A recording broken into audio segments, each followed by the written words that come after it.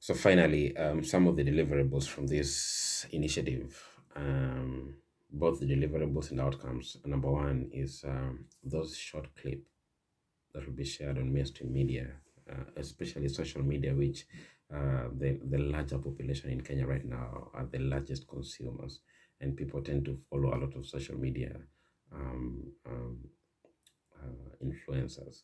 So creation of a lot awareness about the COP26 coming up, and the Paris Agreement and the global agreements that have been made in the past, creating awareness in a way that the public can easily consume it and relate to it.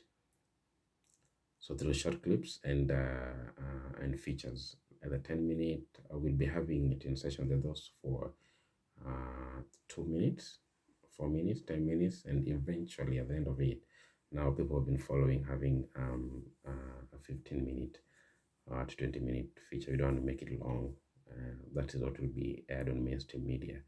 Number two is we'll be having open space meetings and discussions on the two counties, Nairobi County and Kisumu County, as a build-up. Now after this engagement in small clips and spoken word, that talent shows in different show in this area, we'll be having focus group discussions in person whenever possible, or open space for the urban sector, where we're linking the actors, non-state actors, and the people in the ground. And then another session with the social media influencers on matters conservation, because we also intend to link wildlife conservation to climate change mitigation processes. So a lot of our activities may and will be happening in parks and of course in those government offices. So those are some of the things that we intend to address. And also it can also be a peace project, because Kenya is coming up. The election is 2022 and the political temperature is beginning to rise. Having this project at this time, before the country goes into a political environmental temperature, will help people ask pertinent issues to those who will be vying in 2022.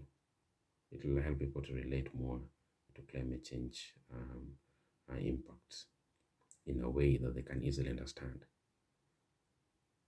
And it also really play a key role that if we do this now, the outcomes of COP26 will be some of the top priorities of the new leaders that we elected in 2022.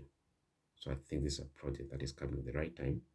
It's being done differently and not scientifically, that I really hope that we get support to bring about social change. Because if you don't provide this youth with something to do, if you don't show that their efforts are being recognized globally, if you don't show what's happening in the villages or in the slums on the global scale, if they don't see themselves on TV advocating for change, they will be hired in 2022. And we really hope that we'll save some lives in 2022 by not having some of them being hired. So this is some of the deliverables and outcomes that this project will help address. And hopefully in the budget, we'll be able to cater for maybe a few of them to participate in the COP26. A few of them straight from the slum areas of the project area to participate in the COP26 to change them. We want to have a generation of young climate champions, not just individual people who are like me. I'm already in the UK in Cambridge, but someone who came from a life that was judged as socially immoral to the global space, and then they'll go back and become agents of change. Those are some of the ways in which you intend to do it, not just ending it, but having some of them hopefully participate in the coming COP26.